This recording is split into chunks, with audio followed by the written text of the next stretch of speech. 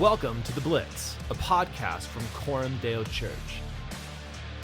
The Blitz is all about tackling tough topics head-on at full speed.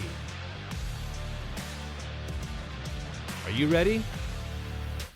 Well, good morning, good afternoon, good evening, good whatever time of the day it is that you happen to be checking out this podcast. My name is John, lead pastor of Coram Deo Church, and I'll be your host, your one and only host today, again on The Blitz. Certainly by now, you have seen videos, heard audio, you're aware of the stories, the stuff that's been going on the campuses of universities throughout America, and specifically to us here in the Northwest, activity that's been taking place at the UW campus. And what we've seen is student groups, and in some cases, students, numerous groups, 30 to 50 student groups, gathering in support of the Hamas attacks on Israel. Okay, so you've been seeing these in varying degrees, varying sizes. It's been at Ivy League universities. It's been at state universities, local universities. It really has been all around the country. And student groups have gathered together to defend the atrocities that Hamas committed against Israeli civilians, and this included raping women, murdering and beheading children. Just horrific, unthinkable acts have been committed against civilians. These are not soldiers against soldiers. These are terrorists against innocent civilians who are enjoying a meal in their home. And it has been unspeakable. And I've witnessed and seen so many people act surprised that groups of people, that student groups who are woke, who are pro-LGBTQ, who have, referred to themselves, see themselves as social justice warriors. How could these people support atrocities like we've heard that have taken place in Israel, like the acts of the Hamas terrorists? How's it possible? What do these two things have in common? I think a lot of people think that they have nothing in common, and that surprise really conveys and reveals that a lot of people do not understand what kind of ideology is driving the LGBTQIA plus agenda, and it's also the same ideology that drives BLM. People don't understand that the ideologies have things in common, and that is actually why people who call themselves social justice warriors can turn around and support atrocities against people. They can support social injustice. Okay, so what I want to do is just briefly kind of explain to you why that is, and I'll refer to something that I think just about everybody has heard of, everybody is aware of, and that was, I believe it was a CNN reporter who was in a city and was talking about the BLM protests, and behind him a shop was literally on fire. It's in flames.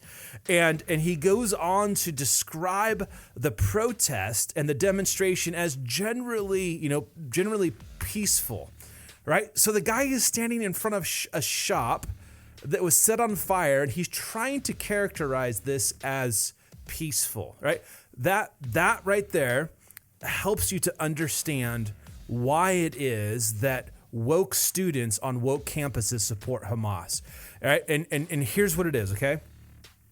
The LGBTQ ideology, which by the way is different from lesbian and gay people. Not all people who are lesbian, all people who are gay support this ideology. The ideology is distinct from the individuals. The LGBTQIA ideology and the BLM, the Black Lives Matter ideology, it functions on a basically a Marxist premise. Okay, and what I mean by that is that it understands history through the lens of oppressor, oppressed.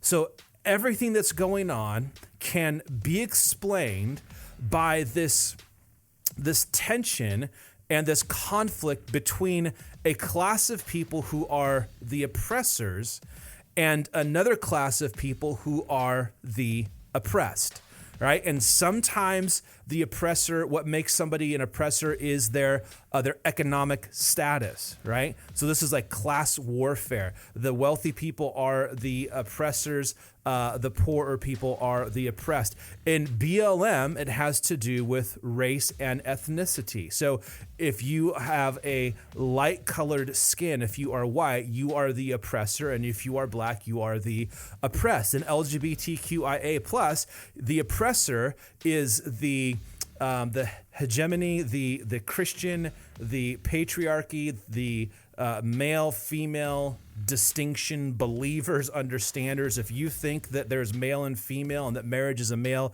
and female thing, then you are the oppressor, and the oppressed is everybody who buys into queer theory, who buys into homosexuality, transgenderism, and the plus and all the things that go on with that. Marxism divides people into either you're the oppressor or you're the oppressed. Now, it doesn't just divide people into these categories, okay? It then labels, if you are in the oppressor category, everything you do is wrong, okay? So if the issue is ethnicity, right, and race, as BLM would argue, then if you're white, you're guilty, right? You are the oppressor. And if you're black, you are the oppressed. Right? That the defining issue is not character. It's not the fruit of your life. It's not the content of your character, right? As Martin Luther King Jr. argued for. It's not economics. It has nothing to do with what you do. It has everything to do with the color of your skin. So if you are a poor white guy living in a trailer park, right, and you got nothing to your name, you are the oppressor. And if you are LeBron James and you are worth hundreds of millions of dollars, you're the oppressed. Right? It has nothing to do with your actual experience in life. It has nothing to do with how much money you have, how much power you have, how much influence you have. The only thing that matters is the color of your skin. You're either the oppressor or you are the oppressed. That's how this ideology works. And so when you have people who buy into this Marxist ideology and then they hear about Hamas terrorist soldiers, warriors, who are decapitating children, burning them, and raping women, right? What matters is not their actions. It's not what they did that matters. It's who they are that matters. And according to them, these Palestinian, or I shouldn't say Palestinian, these Hamas warriors, because Hamas is not the same as Palestinian people. Those are not synonymous. So in their mind, these Hamas warriors are part of the oppressed class, and Israel is the oppressor. And so what matters is not the conduct. It's not what they actually do. What matters is the group that they belong to. And because these Hamas warriors belong to an oppressed group, right, they can do no wrong. Remember the report during the BLM riots that the shop is on fire, and the reporter refers to it as a generally peaceful type of demonstration. This is how the rules work in a Marxist ideology. The oppressor can do no right. The oppressed can do no wrong. So when you hear stories, when a leftist person who buys into Marxist ideology hears stories about decapitations and burning people alive and families being absolutely destroyed, civilians being killed, right? In their mind, they are a social justice warrior because they are defending the oppressed. Hamas is the oppressed. Israel is the oppressor, and so the oppressed is justified in whatever atrocities they want to commit against the oppressor. Okay? This is just how this worldview works.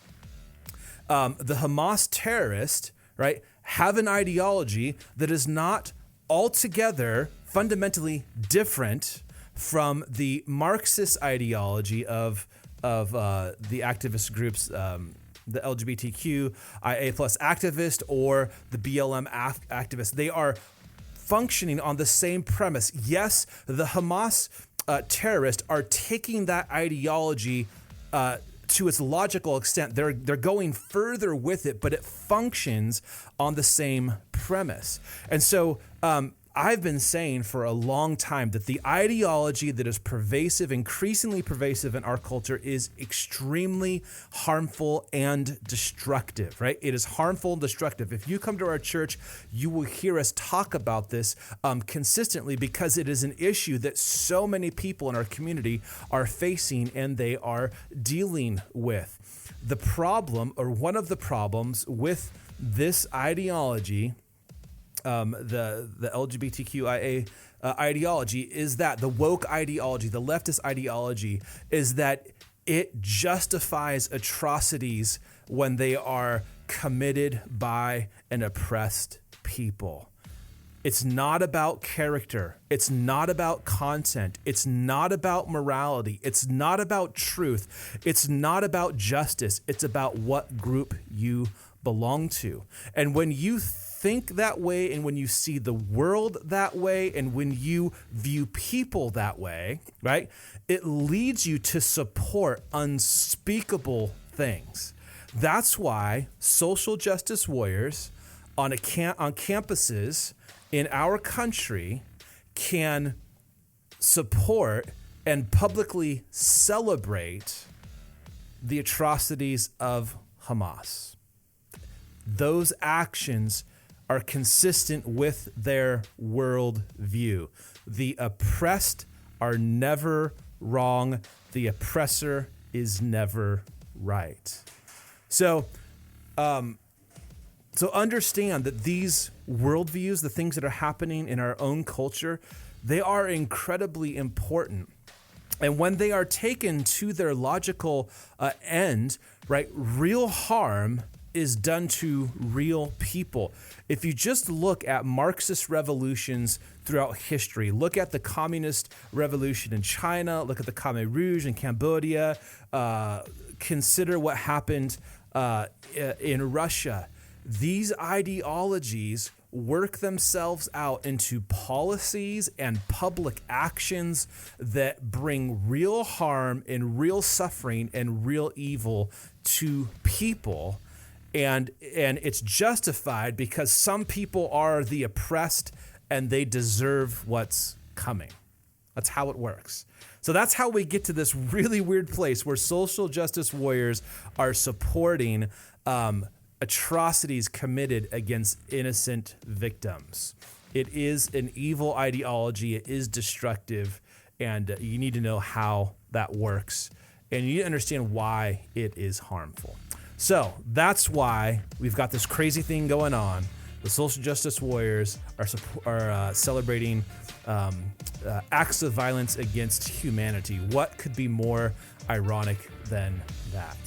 All right, I hope this was helpful. And until next time, take care.